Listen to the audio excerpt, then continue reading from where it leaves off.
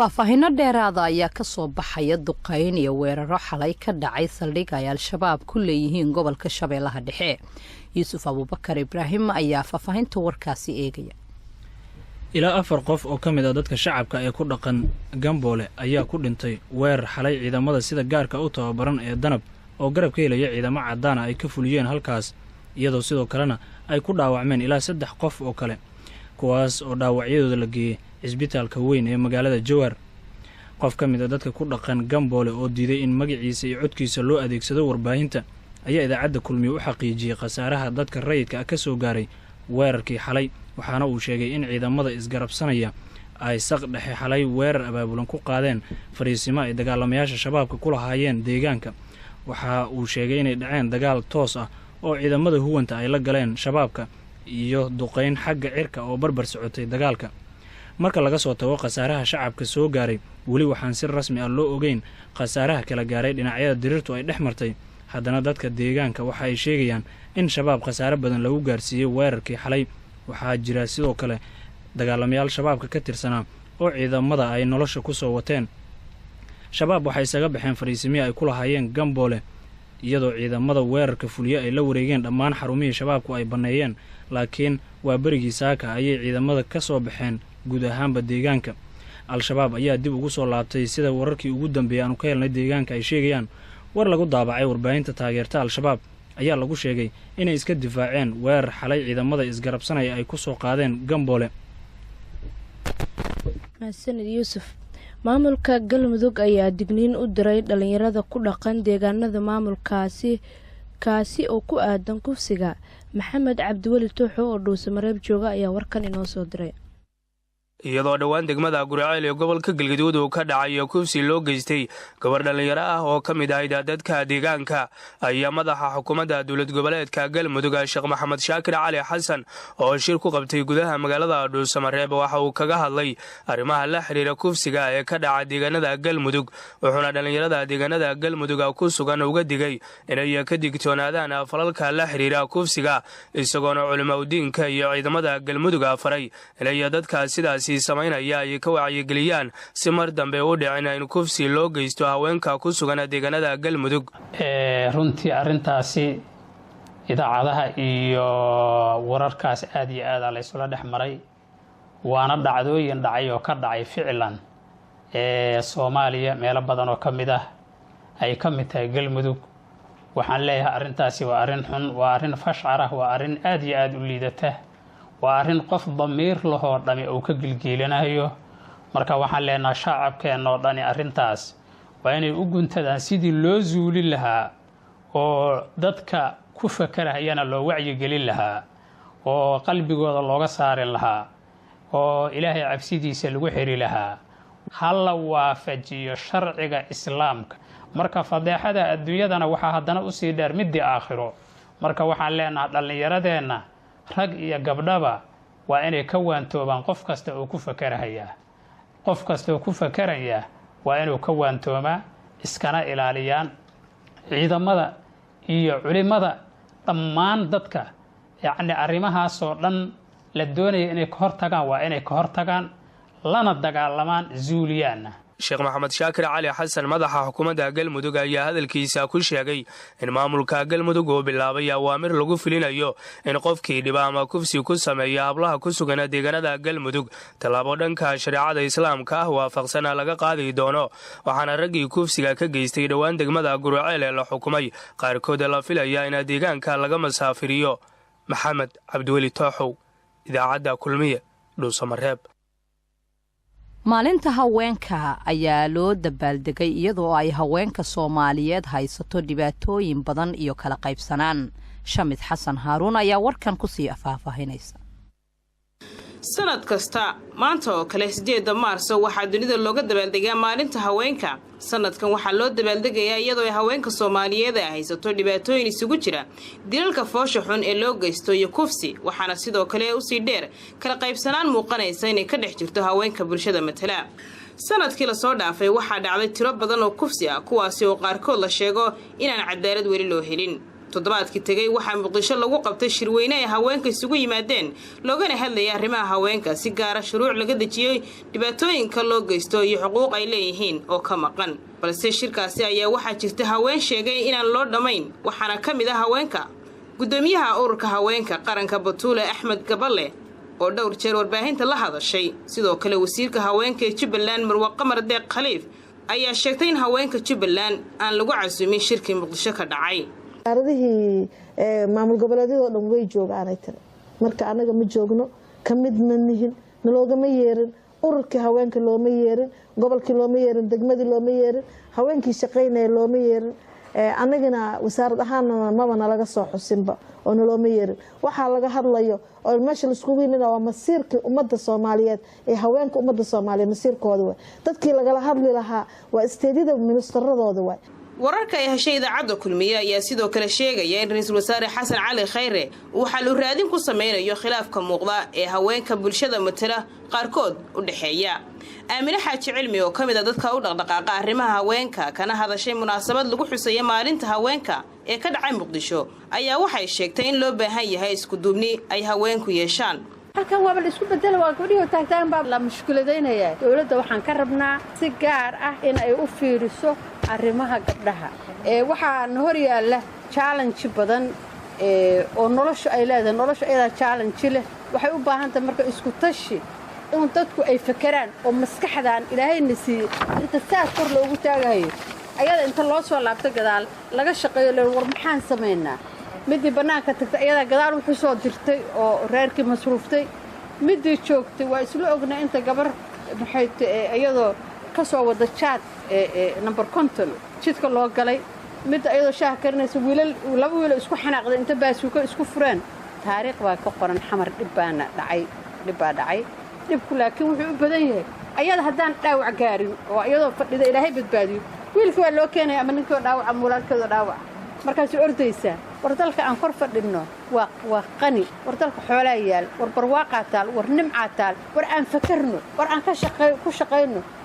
markii wax lagu sheego mid xun la boodin fakar cawd bilayso dhinaca fiican u qaad wixii nolol sheegaba haddaan dhanka xun u qaadno maxayto ma shaqaynayso hooyooyinka Soomaaliyeed waxaan ugu baaqahayaa ilmihiinu badday ku baabeen nimanka ilmahoodu kala gooshayaan baasboorada banaanka haystaan oo wataan dawladnimada ay idinku dirin ha ka yeelinina waxa sanadkan laga dhursugayaa in la meel mariyo mashruuc ku aadan xuquuqda haweenka iyo sidoo kale tacdiyada loo geysto haweenka Soomaaliyeed ayaana qayb ka ah kuwa dunida maanta u dabaaldegaya maalinta 8 Maarso balse ay haysato dhibaatooyin dhinacyo badan leh ciidamada Puntland ayaa dhaqdhaqaaqyo waxay ka sameeyeen saldhigyo ay al-shabaab ku leeyihiin buuraha Caalmadow ee gobolka Bari Cumar Maxamed Soomane ayaa ka waramaya saacadihii la soo dhaafay ayaa ciidamada sida gaarka u tababaran ee dowlad goboleedka Puntland isla markaana loo yaqaano BSF waxay howlgalla ammaanka lagu xaqiijinayo ay ka sameeyeen deegaano dhowr ah oo u dhow buuraleyda Caalmadow ee gobolka Bari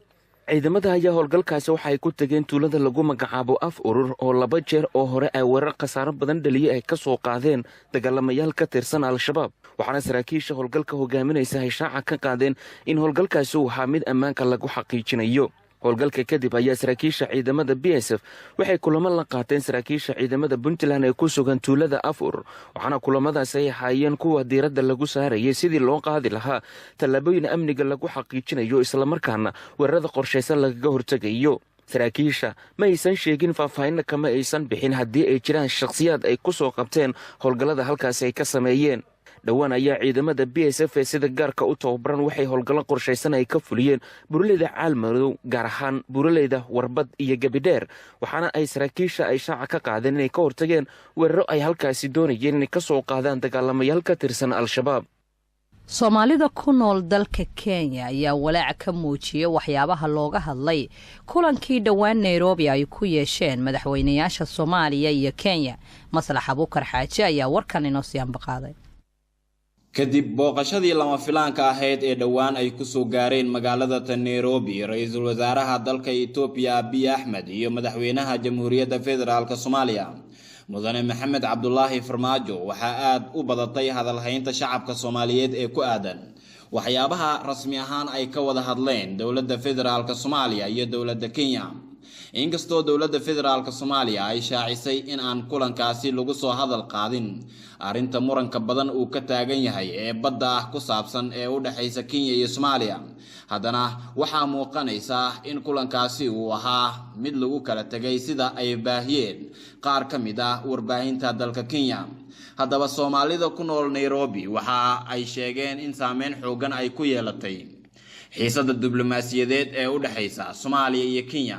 waxaana si gaar ah ay uga hadleen kulankii ay yeesheen madaxweyne Uhuru Kenyatta iyo madaxweyne Maxamed Cabdullaahi Farmaajo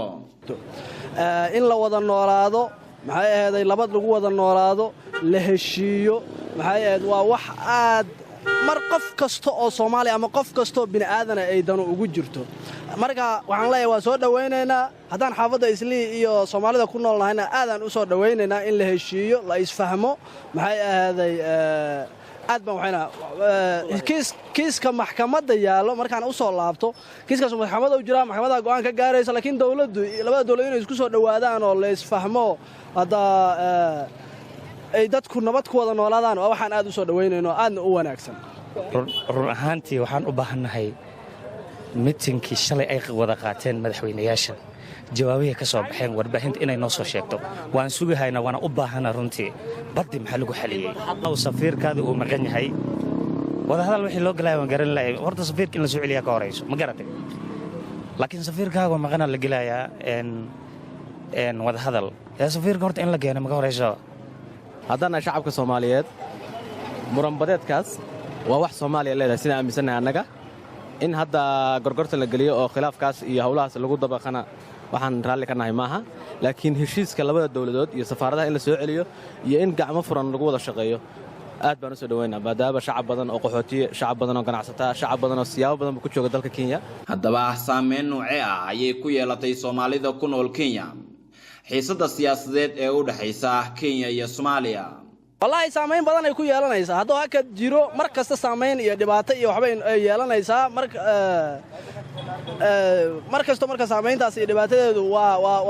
way badan tahay marka waxaan annagu aan leenahay inuu xiriirkaas wanaagsanaado oo maxay ahayd labada dawladood ay isku soo dhawaadaan mar kasta annagu danta ugu wanaagsan ee noogu jirto markaan Soomaalida Islii ku nool aan nahnay Kenya waxaa ku sugan Soomaali aad u badan iyadoona magaalooyinka iyo waliba xeryaha qaxootiga ee Dadaab iyo Kakuba ay ku jiraan Soomaali aad u badan kuwa oo gargaar toos ah ka hela ala Kosovo hay'adda Jumciyadda Qurumaha ka dhaxaysa u qaabilsan arrimaha qaxootiga ee UNHCR waxaana ay tahay arinta ugu badan ee haatan sida weyn loo sugayo tallaabada kale ee dawladda Kenya doonayso inay u qaado xagga diblomaasiyadda maadaama horay ay ugu amartay safiirkii Soomaaliya u joogay Nairobi in si degdeg ah uu uga baxo Nairobi halka ay u yeeratay safiirkeedii ku sugnaa caasimadda Muqdisho Maslax Abuukar Xaaji Radio Kulmiye Nairobi wariyaheena Maslax wuu mahadsan yahay wali raadiyo Kulmiye ayaad dhageysanaysaan warka duhurna waad la socotaan dhageystayaal war degdeg ah oo iminkana soo gaarayna waxa uu sheegayaa in uu geeriyooday wasiirkii dastuurka Soomaaliya Cabdiraxmaan Xoosh Jibriil Cabdiqani Cabdullaahi Ibraahim ayaa hadda istuudiyahana la jooga Cabdiqani farxi waad madsan tahay inna lillahi wa inna ilayhi raaji'uun wararka iminkana soo gaaray waxay sheegayaan in uu geeriyooday Allah u naxariistay Cabdiraxmaan Xoosh Jibriil oo ahaa wasiirka dastuurka ee xukuumadda Soomaaliya Cabdiraxmaan Xoosh Jibriil waxa uu ku geeriyooday magaalada Abu Dhabi ee Sultanka Imaaraadka Carabta halkaasi oo wararku ay sheegeen in maalmihii la soo dhaafay isbitaal ku yaala uu ku xanuunsanaa laguna dabiibay waxaa geeridiisa inoo xaqiijiyay Maxamed Abuukar Zubayr oo agaasimaha wasaaradda dastuurka ee xukuumadda Soomaaliya waxa uu yiraahday waa uu geeriyooday wasiirka Allah u naxariisto Cabdiraxmaan Jibriil intaas uu yahay warka degdeg ah soo gaaray naxariista janaan ee weydiinayna insha Allah Cabdiqani waa mahadsan tahay Ilaahay u naxariisto ayaan leenahay Faaduma ciidamada ammaanka ayaa waxa ay kordhiyeen baaritaanada ay ka sameynayaan magaalada Beledweyne ee xarunta gobolka Hiiraan baaritaanada ayaa ka dambeeyey kadib markii shalay ciidamada ammaanka ay guri lagu diyaarinaya waxyaabaha qarxa ay ka soo qabteen isla markaana ay warbaahinta u soo bandhigeen saraakiisha ciidanka ee magaalada beledweyne ee xarunta gobolka hiiraan ayaa sheegay inay kordhiyeen baaritaanada ay ka sameynayaan xaafadaha ay ka kooban tahay magaaladaasi magaalada beledweyne ayaa inta badan waxaa ka dhaca dilal qorshaysan oo loo geysto dadka rayidka ah iyo askar ka tirsan dowladda Soomaaliya. weli raadiyo kulmiye ayaad naga dhageysanaysaan akhbaaraadka caalamka ayaa inoo harsan. sida ay BBC-du daabacday nin Jarmal ah ayaa lagu xukumay xabsi daa'in kadib markii uu sun ku daray qadadii ay wateen saaxiibadiisa shaqada arintaasi oo horseeday in mid ka mid ah ay waxyeelo weyn ka gaarto maskaxda. ninka 57 jirka ah oo magaciisa lagu soo koobay Clues O ayaa la xiray sanadkii hore kadib markii kaamirada ammaanku ay qabatay isaga oo budo ku daraya cunadii ay keensadeen dadkii ay isla shaqaynayeen. baaritaankan la sameeyay ayaa lagu ogaaday in suntaasi ay ahayd asateed oo aan waxba dhadhan ah lahayn taasi oo dhaawac halis ah u geysan karta unugyada jirka. laba ruux oo kale oo shaqaalaha ka mid ah ay waxyeelo weyn ka soo gaartay kaliyaha. ninka eedeysanaha ahaa ayaa aamusnaa intii ay dacwaddu ku socotay oo dhan. dacwad oogayaashana way awoodi waayeen in ay ogaadaan waxa ku kalifay ficilkaasi. xaquma lahayn xukunka laga qafiifiyo maadaama garsooruhu uu ku helay in uu halis ku yahay bulshada sida uu ku waramay wargeys ka soo baxa dalka Jarmalka. booliska ayaa sheegay in ay hadda baaritaan ku hayaan 22 shaqaale oo dhintay iyaga oo ka howlgalaya goobtaasi tan iyo sanadkii 2000. ugu dambeyntiina dhageystayaal kumanaan ruux ayaa maalintii labaad mudaharaadyo waxay ka wadaan gobolka Oromada ee dalka Itoobiya. dadka dibadbaxaya ayaa laga cabsi qabaa in ay saameeyaan amniga sida saraakiil ay ku warameen. dadka mudaharaadaya ayaa sheegaya in dawladdu aysan magdhow fiican siin dadkii lahaa dhulkii ay guryahan ka dhistay. muranka ku saabsan mulkiyadda dhulka ayaa bilowday 5 sano ka hor kadib markii maamulka magaalada uu soo bandhigay qorshe lagu ballaarinayo magaaladaasi. mudaharaadyadana waxa ay salka ku hayaan go'aanka uu maamulka Addis Ababa ku iibinayo guryo cusub. warkii duhurnimo dhageystayaal oo aad kala socoteen radio kulmiye duhurnimada maanta waa inaga inta